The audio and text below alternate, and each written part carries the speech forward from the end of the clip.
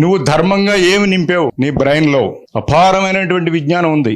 ఇలాగ ఈ cell phone తీసుకుని ఒక బటన్ నొక్కితే నీకు కావలసిన సమాచారం అంతా కూడా నీ ముందుకు వచ్చి చేరుతుంది. కానీ నువ్వు మిస్ అయిపోతున్నావు, సాధన చేయట్లా, కాలాన్ని ఉపయోగించుకోవట్లా, లక్ష్యం లేదు మీకు.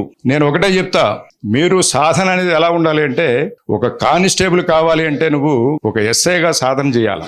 ఒక ఎస్ఐ ఉద్యోగానికి నువ్వు సాధన చేసావంటే నువ్వు కానిస్టేబుల్ గా సెపరేట్ గా సెలెక్ట్ అవుతావు. నువ్వు ఎస్ఐ కావాలని నీ కోరిక బలంగా ఉంటే నువ్వు డిఎస్పీగా శిక్షణ పొందు, డిఎస్పీగా సాధన చేయి.